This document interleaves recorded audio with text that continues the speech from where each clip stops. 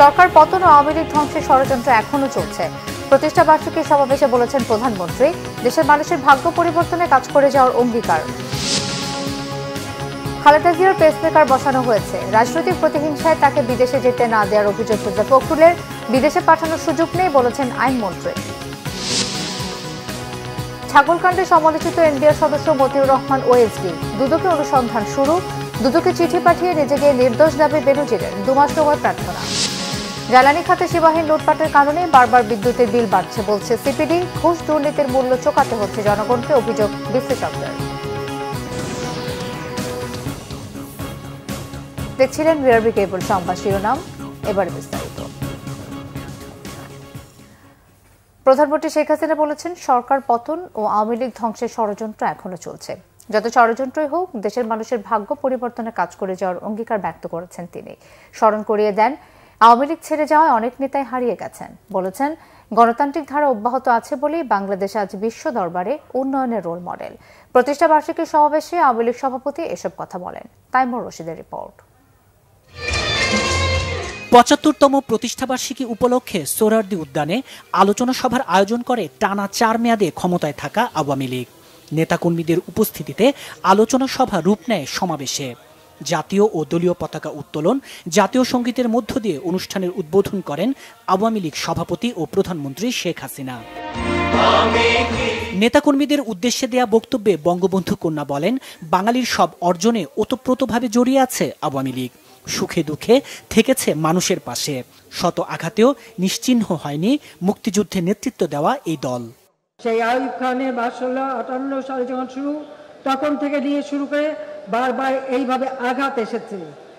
কিন্তু আওয়ামী লীগ গণমানুষের সংগঠন, আওয়ামী লীগ জনগণের অধিকার আদায়ের সংগঠন, আওয়ামী লীগ জনগণের আর্থসামাজিক উন্নতি করার সংগঠন। কাজে বারবার আঘাত এসেও এই সংগঠনকে কোনো ক্ষতি করতে পারে নাই।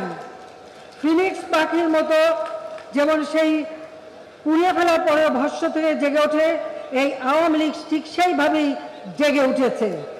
শেখ হাসিনা বলেন, তৃণমূলই আওয়ামী লীগের মূল শক্তি, তাই কোনো অপশক্তির কাছে মাথা নত করে না আওয়ামী লীগ। ৪৩ বছর ধরে আওয়ামী লীগকে নেতৃত্ব দেওয়া শেখ হাসিনা স্মরণ করিয়ে দেন, যারা আওয়ামী লীগ ছেড়ে গেছে, হারিয়ে গেছে তারা। যে সকল নেতারা ভুল করেছিলেন, তারা ভুলে গিয়েছিলেন, তারা আলোকিত এই আওয়ামী লীগের নেতৃত্বে ছিলেন বলেই এখান থেকে চলে যাওয়ার পর ওই তারা আর জ্বলে নাই। তারা আস্তে আস্তে নিবু কেউ কিছু মিটেই গেছে, কেউ ভুল বুঝে হয়তো ফেরত এসেছে, আমরা নিয়েছি। আবার কেউ এখনো বিভিন্নভাবে আওয়ামী লীগ সরকার পতন, ধ্বংস, নানা জল্পনা কল্পনা করে যাচ্ছে। প্রধানমন্ত্রী বলেন, আওয়ামী লীগের নেতৃত্বেই দেশের মানুষের ভাগ্য বদল হয়েছে, অগ্রগতি হয়েছে অর্থনীতির প্রতিটি সূচকে।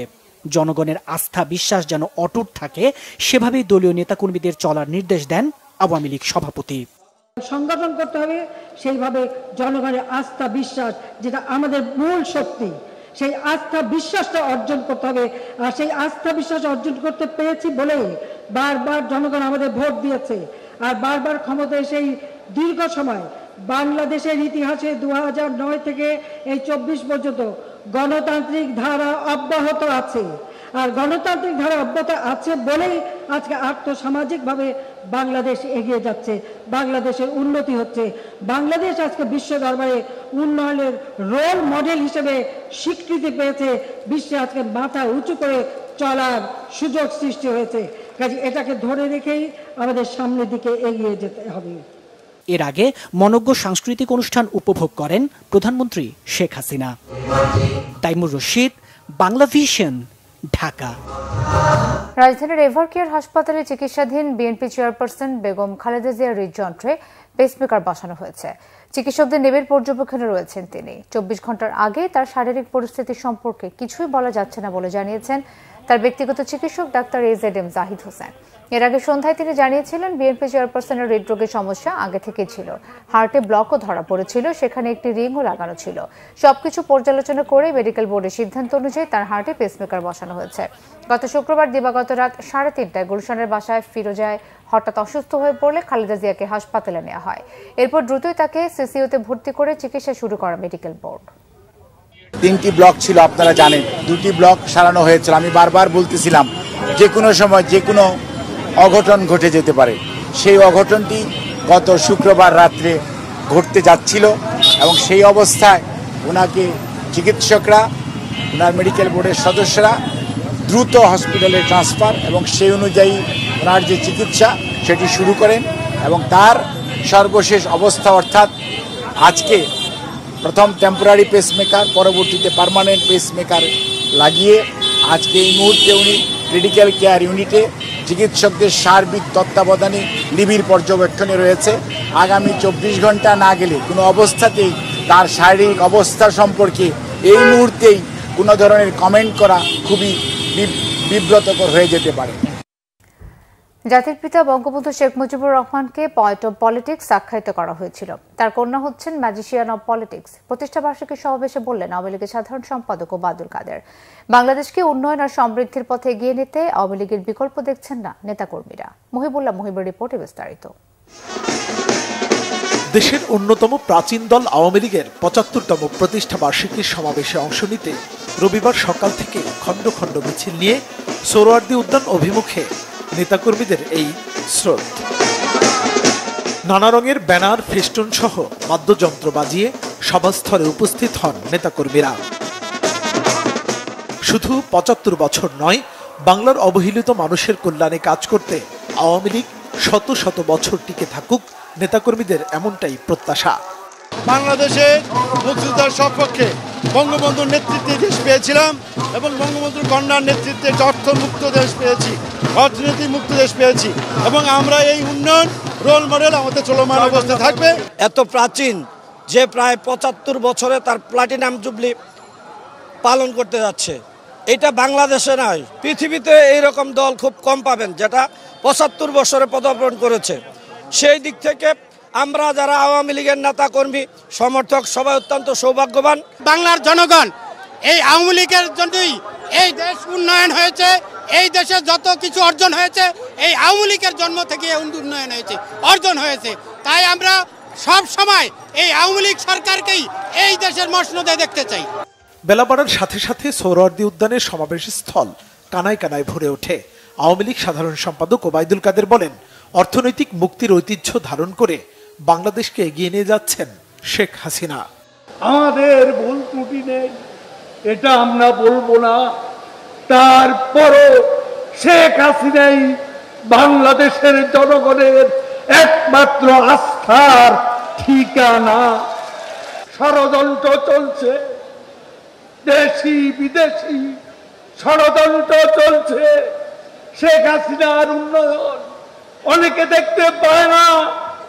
আজকে একটি দল তারা অন্তর জ্বালায় জ্বলছে, জ্বালা রে জ্বালা, অন্তর জ্বালা। ওরা দিনের আলোতে রাতের অন্ধকার দেখে, ওরা পূর্ণিমা রাতে অমাবস্যার অন্ধকার দেখে, ওরা উন্নয়ন দেখতে পায় না। দেশের উন্নয়ন অগ্রযাত্রা অব্যাহত রাখতে শেখ হাসিনার নেতৃত্বে সবাইকে ঐক্যবদ্ধ থাকার আহ্বান জানান আওয়ামী লীগের শীর্ষ নেতারা। মুহিবুল্লাহ মুহিব, বাংলা ভিশন, ঢাকা। আওয়ামী লীগের ৭৫তম প্রতিষ্ঠা বার্ষিকীতে বঙ্গবন্ধুর প্রতিকৃতিতে শ্রদ্ধা জানিয়েছেন প্রধানমন্ত্রী শেখ হাসিনা। সাম্প্রদায়িক শক্তিকে প্রতিহতের প্রত্যয় ব্যক্ত করেছে আওয়ামী লীগ। সকাল ৭টায় ধানমন্ডির বট্রসে বঙ্গবন্ধুর প্রতিকৃতিতে ফুল দিয়ে শ্রদ্ধা জানান প্রধানমন্ত্রী। পরে আওয়ামী লীগ সভাপতি হিসেবে দলের শীর্ষ নেতাদের নিয়ে আবারও শ্রদ্ধা জানান তিনি। এই সময় দলের সাধারণ সম্পাদক ওবায়দুল কাদের সাংবাদিকদের বলেন, বর্ণচোরা বিএনপির নেতৃত্বাধীন সাম্প্রদায়িক শক্তিকে প্রতিহত করা আওয়ামী লীগের আগামী দিনের চ্যালেঞ্জ। তার অভিযোগ, বিএনপি মুক্তিযুদ্ধের নামে ভাওতাবাজি করে। সাম্প্রদায়িক ও জঙ্গিবাদী শত্রুকে প্রতিহত করা আওয়ামী লীগের জন্মদিনের অঙ্গীকার বলে মন্তব্য করেন ওবায়দুল কাদের।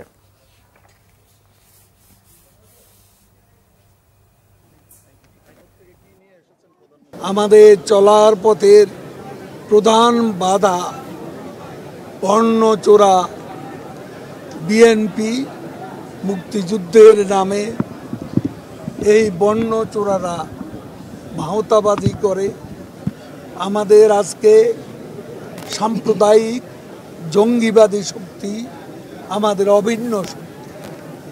এই অভিন্ন শত্রু বিএনপির নেতৃত্বে ঐক্যবদ্ধ। আমাদের আজকে অঙ্গীকার, আমাদের আজকে শপথ, এই অপশক্তিকে পরাজিত করতে হবে। দেশের বিভিন্ন জায়গায় নানান আয়োজনের মধ্য দিয়ে উদযাপন হচ্ছে দেশের প্রাচীন রাজনৈতিক দল আওয়ামী লীগের ৭৫তম প্রতিষ্ঠা বার্ষিকী।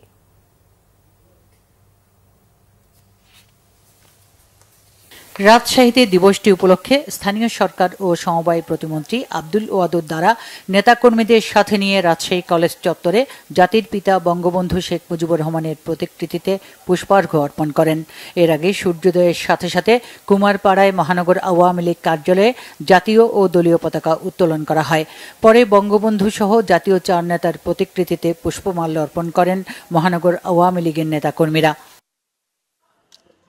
আওয়ামী লীগের প্রতিষ্ঠা বার্ষিকীতে বরিশালে ভোরে সোহেল চত্বরে দলীয় কার্যালয়ে জাতীয় ও দলীয় পতাকা উত্তোলন করা হয়। পরে সিটি মেয়র আবুল খায়ের আবদুল্লাহ ও পানি সম্পদ প্রতিমন্ত্রী জাহিদ ফারুকের পক্ষে এবং সকাল 10টায় সাবেক সিটি মেয়র সেরনিয়াবাদ সাদিক আবদুল্লাহ বঙ্গবন্ধুর প্রতিকৃতিতে পুষ্পমাল্য অর্পণ করেন। ময়মনসিংহে দুস্থ অসহায় ও কর্মজীবী মানুষের মাঝে খাবার বিতরণ, বৃক্ষরোপণ ও দোয়া মাহফিল করেছে যুবলীগ। এদিকে মহানগর যুবলীগ নেতা আশরাফ আলীর নেতৃত্বে নগরীর কাশরে একটি মাদ্রাসা চত্বরে শতাধিক বৃক্ষরোপণ, দোয়া মাহফিল ও এতিমদের মাঝে খাবার বিতরণ করা হয়। ব্রাহ্মণবাড়িয়ার নাসিরনগর উপজেলায় বর্ণাঢ্য শোভাযাত্রা, বৃক্ষরোপণ, বঙ্গবন্ধুর প্রতিকৃতিতে পুষ্পার্ঘ্য অর্পণ ও কেক কেটে আওয়ামী লীগের ৭৫তম প্রতিষ্ঠা বার্ষিকী উদযাপন হয়েছে। অনুষ্ঠানে উপস্থিত ছিলেন ব্রাহ্মণবাড়িয়া ১ আসনের সংসদ সদস্য, সরকারি হিসাব সম্পর্কিত স্থায়ী কমিটি ও খাদ্য মন্ত্রণালয়ের সংসদীয় স্থায়ী কমিটির সদস্য সৈয়দ একে ইকরামুজ্জামান। নাটোরের শহরে কান্দিভিটা এলাকায় দলের অস্থায়ী কার্যালয়ে জাতীয় ও দলীয় পতাকা উত্তোলনের পর বঙ্গবন্ধুর প্রতিকৃতিতে পুষ্পমাল্য অর্পণ করেন নেতাকর্মীরা। পরে বর্ণাঢ্য শোভাযাত্রা শেষে কার্যালয়ে কেক কাটা হয় এবং সবশেষে গাছের চারা রোপণ করেন নেতাকর্মীরা। এদিকে কুড়িগ্রামে নানা আয়োজনে আওয়ামী লীগের ৭৫তম প্রতিষ্ঠা বার্ষিকী উদযাপন হয়েছে। বগুড়া জেলা আওয়ামী লীগের উদ্যোগে সকালে দলীয় কার্যালয়ে জাতীয় ও দলীয় পতাকা উত্তোলন করা হয়। দলীয় কার্যালয়ের সামনে বঙ্গবন্ধু শেখ মুজিবুর রহমানের প্রতিকৃতিতে পুষ্পার্ঘ্য অর্পণ করা হয়। আনন্দ শোভাযাত্রা, আলোচনা সভা, আলোকচিত্র প্রদর্শনী, সংবর্ধনা ও সাংস্কৃতিক অনুষ্ঠান সহ নানা আয়োজনে ৭৫তম প্রতিষ্ঠা বার্ষিকী উদযাপন করেছে কুমিল্লা মহানগর আওয়ামী লীগ। প্রধান অতিথি ছিলেন কুমিল্লা সদর আসনের সংসদ সদস্য বীর মুক্তিযোদ্ধা আকম বাহাউদ্দিন বাহার। পাবনা জেলা আওয়ামী লীগের উদ্যোগে আওয়ামী লীগ কার্যালয়ের সামনে থেকে সংসদ সদস্য গোলাম ফারুক প্রিন্সের নেতৃত্বে একটি বর্ণাঢ্য শোভাযাত্রা বের হয়। এছাড়া টাঙ্গাইল, বাগেরহাট, সাতক্ষীরা, রাঙ্গামাটি, খাগড়াছড়ি, নওগাঁ, মাদারীপুর সহ দেশের বিভিন্ন জায়গায় উদযাপন হচ্ছে দেশের প্রাচীন রাজনৈতিক দল আওয়ামী লীগের ৭৫তম প্রতিষ্ঠা বার্ষিকী। Bangla vision news desk. BNP মহাসচিব মির্জা ফখরুল ইসলাম আলমগীর বলেছেন, শেখ হাসিনা ব্যক্তিগত রাজনৈতিক প্রতিহিংসায় হত্যার উদ্দেশ্যে এবং রাজনীতি থেকে সরিয়ে দিতে বেগম খালেদা জিয়াকে বিদেশে চিকিৎসার সুযোগ দিচ্ছে না। তিনি বলেন, শুধু এমওইউ সই নয়, সবার আগে তিস্তার পানি ন্যায্য বন্টন চান, সকল নদীর পানির ন্যায্য হিস্সা চান। এদিকে রাজধানীর এভারকেয়ার হাসপাতালে বেগম খালেদা জিয়ার শরীরে পেসমেকার বসানো হচ্ছে। আহমেদ সরওয়ারের রিপোর্ট। বিএনপি চেয়ারপারসন বেগম খালেদা জিয়ার দ্রুত রোগ মুক্তি কামনা করে রবিবার সারা দেশে দোয়া মাহফিলের কর্মসূচি দেয় বিএনপি। তারই অংশ হিসেবে ঢাকায় সকালে নয়াপল্টন কেন্দ্রীয় কার্যালয়ে দোয়া ও মোনাজাতের আয়োজন করা হয়। এতে দলের স্থায়ী কমিটির সদস্য সহ কেন্দ্রীয় এবং বিভিন্ন পর্যায়ের নেতাকর্মীরা অংশ নেন। দোয়ার পূর্বে দলের মহাসচিব মির্জা ফখরুল ইসলাম আলমগীর বলেন, এদেশে তার জটিল রোগের চিকিৎসা না থাকায় তার চিকিৎসকরা বারবার বলার পরও তাকে বিদেশে যেতে দেয়া হচ্ছে না। আমরা বলেছি, দল থেকে, পরিবারের পক্ষ থেকে বলা হয়েছে, সুশীল সমাজ বলেছে, এমনকি বিদেশি যারা মিশনগুলো এখানে আছে তারাও বারবার বলেছে, এমনকি আপনার বাইরে থেকেও কয়েকটি সংস্থা, ইউএন সবাই তার চিকিৎসার কথা কিন্তু বলেছে। কিন্তু শেখ হাসিনা তার যে ব্যক্তিগত রাজনৈতিক প্রতিহিংসা, সেই প্রতিহিংসার কারণে তিনি দেশনেত্রী বেগম খালেদা জিয়াকে হত্যা করার উদ্দেশ্যে, তাকে রাজনীতি থেকে সরিয়ে দেওয়ার উদ্দেশ্যে তাকে কোন রকম চিকিৎসার সুযোগ দেওয়া থেকে বঞ্চিত রেখেছে। তিনি বলেন, এই সরকার শুধু বেগম জিয়াকে রাজনীতি থেকে দূরে সরাতে চায় তাই নয়, তারা দেশকে ধ্বংস করে দিয়েছে। দুর্নীতির খবর প্রকাশ না করতে পুলিশ অ্যাসোসিয়েশনের বিবৃতির তীব্র নিন্দা জানান মির্জা ফখরুল। সারা পৃথিবী জানে যে পুলিশ বাহিনীর কিছু কিছু সদস্য তারা কিভাবে এই অবৈধ সরকারের সঙ্গে যোগ সাজশ করে তারা বিত্ত বৈভব একটা দুর্নীতি পাহাড় গড়ে তুলেছে। শুধু তাই নয়, তারা রাষ্ট্রযন্ত্রকে ধ্বংস করছে এবং গণতন্ত্রকে ধ্বংস করার দায়ও তাদেরকেই নিতে হবে যারা এই বিষয়ে জড়িত আছে। প্রধানমন্ত্রী ভারত সফরে বাংলাদেশের কি লাভ হলো সেই প্রশ্নও রাখেন বিএনপি মহাসচিব। আমাদের যে তিস্তার পানির যে ন্যায্য হিস্সা আমরা পাচ্ছি না, সে ব্যাপারে কোনো চুক্তি হয়নি। উপরন্তু কি হয়েছে, তিস্তা প্রকল্পের যে প্রস্তাব তারা দিয়েছেন সেই প্রকল্পে অংশগ্রহণ করবার জন্য, অর্থাৎ সেখানে বিনিয়োগ করার জন্য ভারতবর্ষ প্রস্তাব দিয়েছে। আমাদের প্রশ্ন খুব পরিষ্কার, আমরা সবার আগে তিস্তার পানির ন্যায্য বন্টন চাই এবং ভিন্ন সমস্ত অভিন্ন যে নদীগুলো আছে প্রত্যেকটি নদীর আমরা আমাদের হিস্সাটা চাই। এটা আমাদের অধিকার, আন্তর্জাতিক আইনের অধিকার। এই কথাগুলো সরকার বলতে সম্পূর্ণ ব্যর্থ হচ্ছে। আজকে ভারতের কাছে তারা সেবা দাসে পরিণত হয়ে গেছে। শুধু ভারত নয়, সমগ্র আশেপাশের প্রতিবেশী দেশগুলোর কাছে তারা আজকে পুরোপুরি মাথা নিচু করে নতজানু পররাষ্ট্র নীতি চলছে। পরে বিএনপি চেয়ারপারসন বেগম খালেদা জিয়ার দ্রুত সুস্থতা কামনায় মোনাজাত করা হয়। আহমেদ সরওয়ার, বাংলাভিশন, ঢাকা। বিএনপি চেয়ারপারসন বেগম খালেদা জিয়ার সুস্থতা কামনায় দোয়া হয়েছে দেশের বিভিন্ন জায়গায়। খুলনায় দোয়া মাহফিল করেছে খুলনা মহানগর ও জেলা বিএনপি। রবিবার দুপুরে দলীয় কার্যালয়ে এতে উপস্থিত ছিলেন মহানগর বিএনপির আহ্বায়ক অ্যাডভোকেট শফিকুল আলম মনা, সদস্য সচিব শফিকুল আলম তুহিন ও জেলা কমিটির আহ্বায়ক আমির রেজাজ খান সহ নেতাকর্মীরা। এছাড়া দেশের বিভিন্ন জায়গায় খালেদা জিয়ার আশু সুস্থতার জন্য বিশেষ দোয়া করা হয়। বরিশালে আলাদাভাবে দোয়ার আয়োজন করে জেলা ও মহানগর বিএনপি। অশ্বিনী কুমার টাউন হলের সামনে দলীয় কার্যালয়ে এই দোয়ার আয়োজনে উপস্থিত ছিলেন কেন্দ্রীয় বিএনপির বিভাগীয় সাংগঠনিক সম্পাদক বিলকিস জাহান শিরিন, সহ সাংগঠনিক সম্পাদক আকন কুদ্দুসুর রহমান সহ সহযোগী সংগঠনের নেতারা। টাঙ্গাইলে শহরের পুরাতন কোর্ট মসজিদে বাদ জোহর, দোয়া ও মিলাদ মাহফিলের আয়োজন করে বিএনপি। জেলা বিএনপির সভাপতি হাসানুজ্জামিল শাহিন, সাধারণ সম্পাদক অ্যাডভোকেট ফরহাদ ইকবাল সহ সহযোগী সংগঠনের সকল পর্যায়ের নেতারা উপস্থিত ছিলেন এ সময়।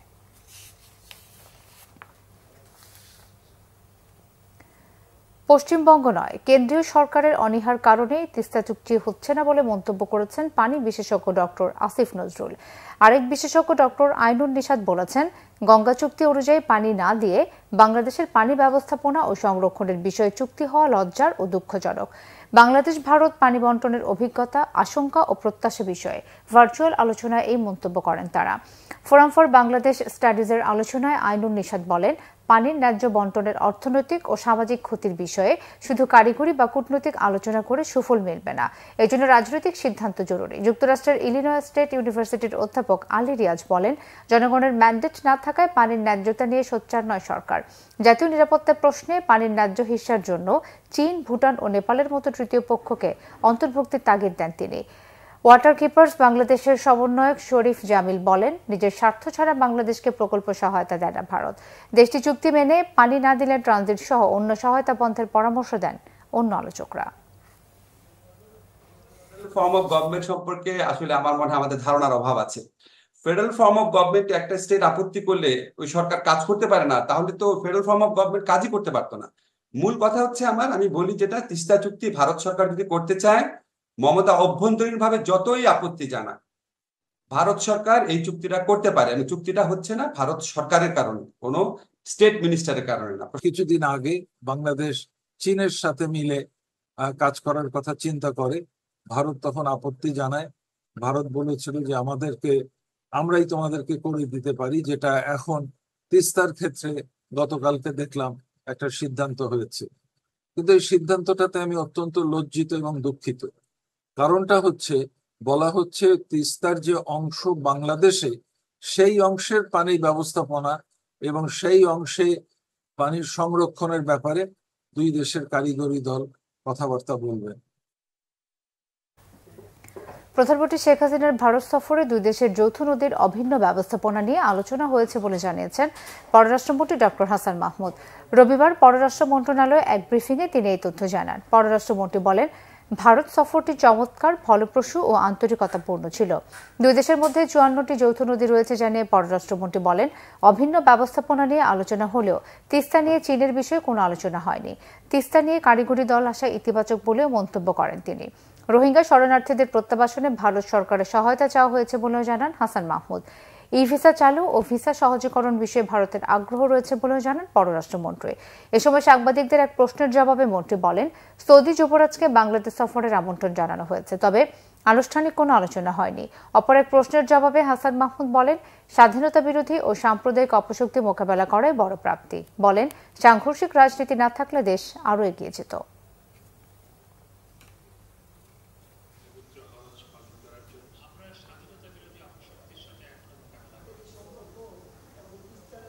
ভারত সফরটি অত্যন্ত চমৎকার, ফলপ্রসূ এবং আন্তরিকতাপূর্ণ ছিল। তিস্তা নদী নিয়ে বা আমাদের যৌথ নদী ব্যবস্থাপনা নিয়ে আলোচনা হয়েছে। আমাদের 54টি যৌথ নদী রয়েছে এবং সেই যৌথ নদীর যদি আমরা একটা অভিন্ন ব্যবস্থাপনা করতে পারি তাহলে শুধু যে দুটি দেশকেই উপকৃত করবে সে নিয়ে আমরা আলোচনা উপস্থাপন করেছিলাম, সেটি আলোচনা হয়েছে। এবং তিস্তা নদী নিয়ে চায়নার বিষয়ে কোনো আলোচনা হয়নি। রোহিঙ্গা ইস্যুতে আমরা ভারতবর্ষের সহায়তা চেয়েছি রোহিঙ্গাদের ফেরত পাঠানোর ব্যাপারে। তখন চাইনিজ প্রসঙ্গে এসছে, সেখানে জাতিগত যে সংঘাত চলছে সেখানে চায়নার ভূমিকা, সেই বিষয়ে এসছে। ছাগলকাণ্ডে সমালোচিত জাতীয় রাজস্ব বোর্ড এনবিআর সদস্য মতিউর রহমানকে বর্তমান দায়িত্ব থেকে সরিয়ে দেওয়া হয়েছে। ভ্যাট ও কাস্টমস আপিলাত ট্রাইব্যুনালের সভাপতি পদ থেকে সরিয়ে তাকে অভ্যন্তরীণ সম্পদ বিভাগে সংযুক্ত করা হয়েছে। তার বিরুদ্ধে তদন্তে নেমেছে দুদক। দুপুরে এই সংক্রান্ত প্রজ্ঞাপন জারি করে অর্থ মন্ত্রণালয়ের অভ্যন্তরীণ সম্পদ বিভাগ। এর আগে মতিউর রহমানের বিরুদ্ধে কড়া ব্যবস্থা নেওয়ার নির্দেশ দেন অর্থমন্ত্রী আবুল হাসান মাহমুদ আলী। এরপরে তাকে দায়িত্ব থেকে সরিয়ে দেওয়া হলো। পাশাপাশি সোনালী ব্যাংকের পরিচালনা পর্ষদ থেকে বাদ পড়তে যাচ্ছেন মতিউর রহমান। এরই মধ্যে সোনালী ব্যাংক কর্তৃপক্ষ মৌখিকভাবে বিষয়টি মতিউর রহমানকে জানিয়েছে। এছাড়া মতিউর রহমানের অবৈধ সম্পদ অর্জন ও অর্থ পাচারের অভিযোগ অনুসন্ধানে 3 সদস্যের কমিটি গঠন করেছে দুর্নীতি দমন কমিশন দুদক। সংস্থাটির সচিব খোরশেদা ইয়াসমিন জানিয়েছেন, এর আগেও মতিউরের বিরুদ্ধে 4 বার দুদক অনুসন্ধান করে তাকে কিভাবে অব্যাহতি দিয়েছে তার অনুসন্ধান হবে। এদিকে ঈদের ছুটির পর আজও কর্মস্থলে যোগ দেননি মতিউর রহমান।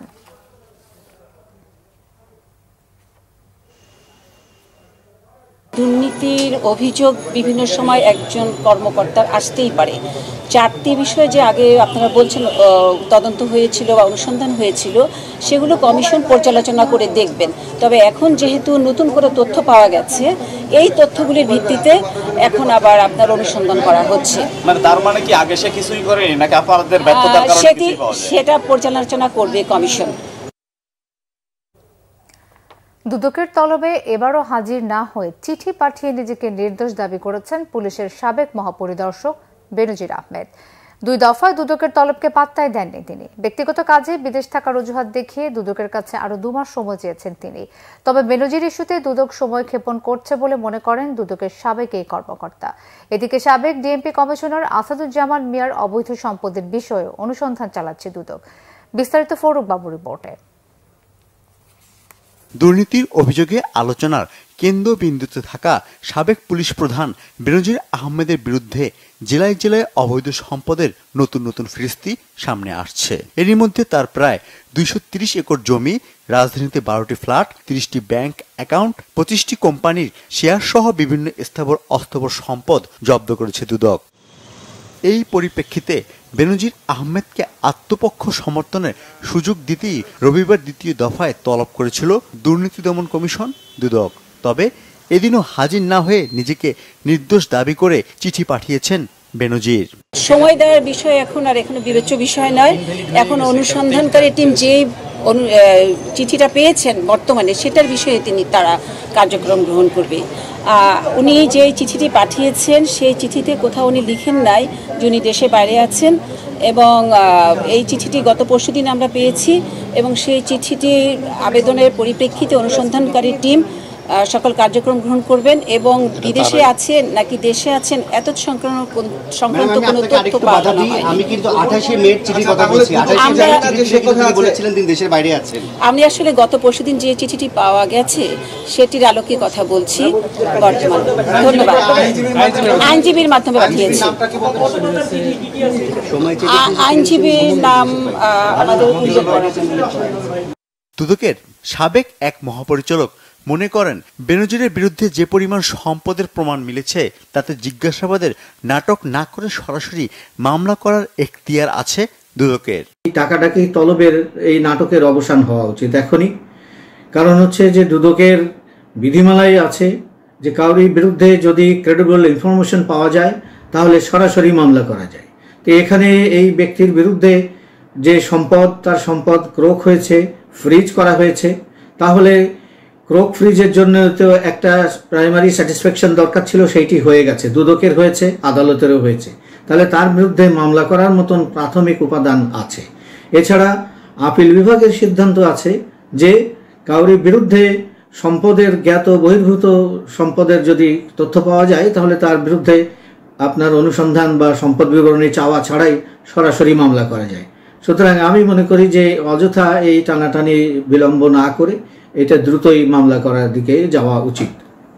এদিকে নতুন করে আলোচনায় পুলিশের আরেক প্রভাবশালী কর্মকর্তা সাবেক ডিএমপি কমিশনার আসাদুজ্জামান মিয়া। তার অঢেল সম্পদের তথ্য প্রকাশিত হয়েছে গণমাধ্যমে।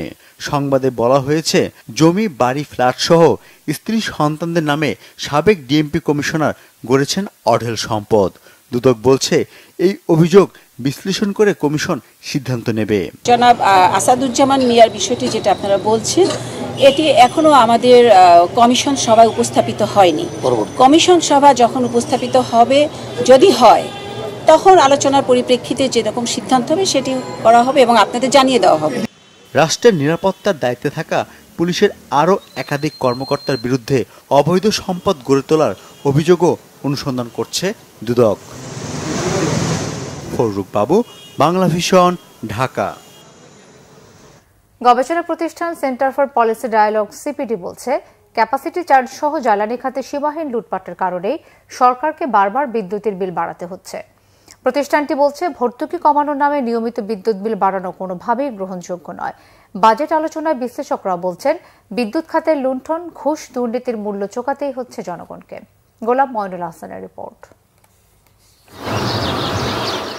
বিদ্যুৎ উৎপাদনে সরকারের বড় ধরনের সাফল্য তুলে ধরা হলেও এখনো শহরেই নিশ্চিত হয়নি শতভাগ বিদ্যুৎ। ব্যবসায়ীতে উচ্চ কণ্ঠেও শিল্প কারখানা মিলছে না প্রয়োজনীয় বিদ্যুৎ। এরই মধ্যে ভর্তুকি কমানোর নামে দফায় দফায় বাড়ানো হচ্ছে বিদ্যুতের দাম। এমনকি বিশ্ববাজারে জ্বালানি তেলের দাম কমলেও দেশে উল্টো বাড়ে। এমন বাস্তবতা রবিবার রাজধানী ব্র্যাকিনে 2024-25 অর্থ বছরের বাজেটে জ্বালানি খাতে বরাদ্দ নিয়ে আলোচনা আয়োজন করে সিপিডি।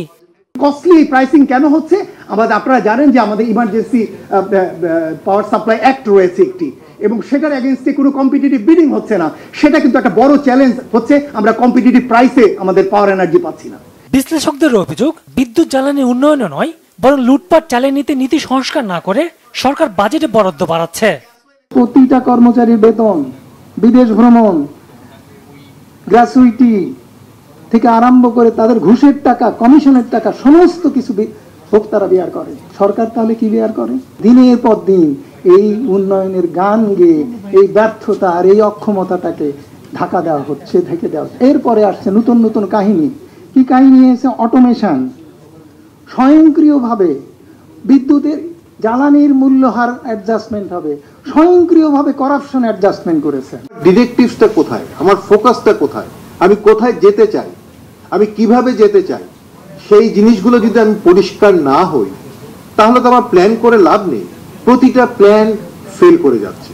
এফবিসিতে সাবেক সভাপতি সংসদ সদস্য একে আজাদ অভিযোগ করেন সরকার নিরবিচ্ছিন্ন সরবরাহের শর্তে জ্বালানির দাম বাড়লেও তা নিশ্চিত করতে পারেনি। সরকারি ব্যয় না কমানোর সমালোচনা করেন তিনি। জুনিয়র অফিসার সরকারি, যেমন এসি ল্যান্ড, ইউনো, তাদের জন্য বিদেশের থেকে কি পাজেরো ল্যান্ড ক্রুজার গাড়ি আনা হচ্ছে কয়েক হাজার কোটি টাকাতে। আমরা সবাই ভারতে যাই, আমাদের পার্শ্ববর্তী দেশ ভারত, ভারতের মন্ত্রী সাহেবরা কিন্তু তাদের দেশীয় তৈরি গাড়ি তারা চালায়। আমাদের দেশের দেখবেন বড় বড় সরকারি কর্মকর্তারা সামনে গাড়ি পিছনে গাড়ি, খালি গাড়ির পর গাড়ি, কারণ সার যাইতেছে তার পিছনে তো এইট লাগবেই, কয়েকটা গাড়ি। সরকার প্রস্তাবিত বাজেটে বিদ্যুৎ ও জ্বালানি খাতের জন্য বরাদ্দ দেওয়া হয়েছে 29,229 কোটি টাকা। অফিসও লাগে না। গোলাম মইনুল্লাহ হাসান, বাংলা ভিশন, ঢাকা। দেশের 18তম সেনাপ্রধান হিসেবে দায়িত্ব নিলেন জেনারেল ওয়াকারুজ্জামান। গণভবনে প্রধানমন্ত্রীর উপস্থিতিতে জেনারেলের র্যাঙ্ক ব্যাজ পড়ানো হয় তাকে। দেশের জনগণের প্রয়োজনে পাশে থাকার অঙ্গীকার করে নতুন সেনাপ্রধান বলেন, ভবিষ্যতে যে কোনো চ্যালেঞ্জের জন্য প্রস্তুত রাখা হবে সেনাবাহিনীকে।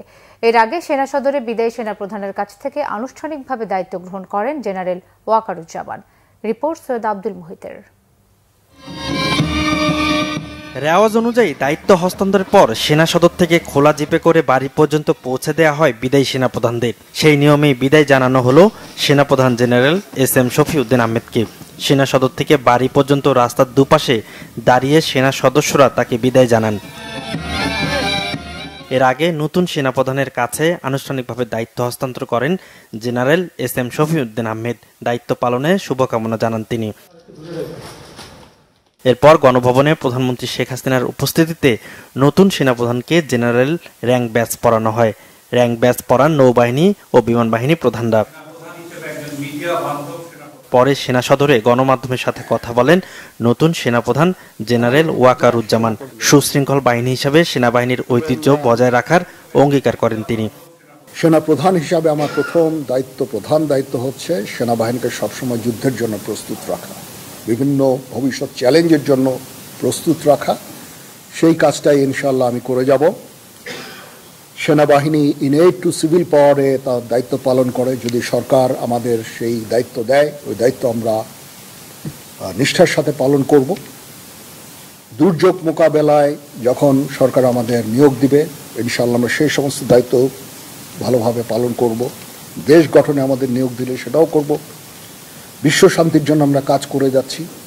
আমরা UN মিশনে আমরা ডিপ্লয় হই, বিভিন্ন UN অপারেশনগুলো আমরা করি, শান্তি রক্ষার জন্য, বিশ্ব শান্তির জন্য আমরা কাজ করে যাই। সেগুলো ইনশাআল্লাহ জারি থাকবে। দেশ এবং জনগণের প্রয়োজনে যখন প্রয়োজন হবে আমরা সর্বদা নিয়োজিত থাকব এবং জাতির পাশে থাকব ইনশাআল্লাহ। মিয়ানমার ইস্যুতে তিনি জোর দেন ডিফেন্স ডিপ্লোমেসির উপর। তারা কোনো ধরনের অ্যাগ্রেসিভ কোনো কিছু করবে আমি বেসিক্যালি আমি মনে করি না। তারপরেও আমাদের সেনাবাহিনী সব সময় এই প্রস্তুত আছে। বাট ইন ডুইং সো আমরা কোনো ধরনের প্রভোকেশন আমরা করি না। মায়ানমারের সাথে আমাদের রোহিঙ্গা ইস্যু ছাড়া there is no other issue. আমরা চাই যে তারা এই রোহিঙ্গাদের ফেরত নিয়ে যাক। তাছাড়া তাদের প্রতি আমাদের অন্য কোনো ধরনের বিদ্বেষ বা কোনো ধরনের সমস্যা আমি দেখি না। So we are engaged with them. এর আগে সকালে ঢাকা সেনানিবাসের শিখা অনির্বাণে ফুল দিয়ে মুক্তিযুদ্ধের সশস্ত্র বাহিনীর শহীদদের শ্রদ্ধা জানান বিদায়ী সেনাপ্রধান জেনারেল SM শফিউদ্দিন আহমেদ। সেনাকুঞ্জে বিদায়ী সেনাপ্রধানকে আনুষ্ঠানিকভাবে গার্ড অব অনার প্রদান করে একটি চৌকস দল। পরে সেনাকুঞ্জে একটি গাছের চারা রোপণ করেন বিদায়ী সেনাপ্রধান general SM Shafiuddin Ahmed. Syed Abdul Muhit, Bangla Vision, Dhaka. অভ্যন্তরীণ শৃঙ্খলা বজায় রাখতে র্যাব সদস্যদের সচেষ্ট থাকার আহ্বান জানিয়েছেন সংস্থাটির মহাপরিচালক ব্যারিস্টার মোহাম্মদ হারুনুর রশিদ। কিশোর গ্যাং ও তাদের মদতদাতাদেরও আইনের আওতায় আনা হবে বলে জানান তিনি। বলেন, র্যাবের প্রতি মানুষের যে আস্থা ও বিশ্বাস সেটা আরও বাড়াতে চান তিনি। রোববার র্যাব সদর দপ্তরে সাংবাদিকদের সাথে মতবিনিময় অনুষ্ঠানে কথা বলেন RAB DG barrister Mohammad Harunur Rashid. RAB সদস্যদের কোনো রকম দুর্নীতিতে না জড়ানোর আহ্বান জানিয়ে তিনি বলেন, কোনো সদস্য যদি আইন বহির্ভূত কাজ করেন তাহলে তাদের বিরুদ্ধে আইনগত সর্বোচ্চ ব্যবস্থা নেওয়া হবে। কেউ ছাড় পাবে না বলে সতর্ক করেন র্যাব ডিজি। তিনি বলেন, র্যাব প্রতিষ্ঠার পর থেকে এ পর্যন্ত প্রায় 1,48,000-এরও বেশি মাদক কারবারিকে গ্রেফতার করা হয়েছে। এছাড়া ওই একই সময় প্রায় 6,08,26,00,000 টাকার মাদকদ্রব্য উদ্ধার করেছে র্যাব। র্যাব ডিজি আরও বলেন, সমাজ থেকে জঙ্গি ও উগ্রবাদ, মাদক এবং কিশোর গ্যাং নির্মূল করতে হবে। এজন্য সামাজিক আন্দোলন গড়ে তুলতে হবে।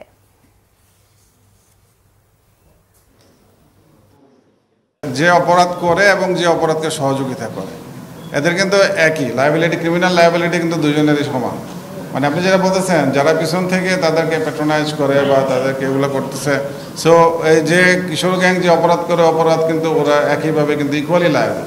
সো ডেফিনেটলি এটা করতে গেলে তো আপনার তাদেরকেও আইনের আওতায় আনতে হবে। যারা এগুলোর সাথে যারা এগুলোকে প্যাট্রোনাইজ করে তারা আইনের আওতায় আসবে না? অবশ্যই আসবে। নানান আয়োজনে উদযাপন হচ্ছে দেশের প্রাচীন রাজনৈতিক দল আওয়ামী লীগের ৭৫তম প্রতিষ্ঠা বার্ষিকী।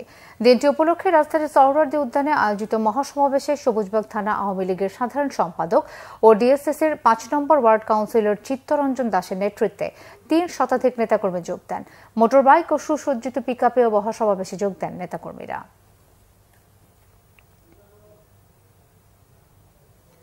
সংবাদ শেষ করব বিআরবিকে এরপর শিরোনামগুলো আরও একবার জানিয়ে।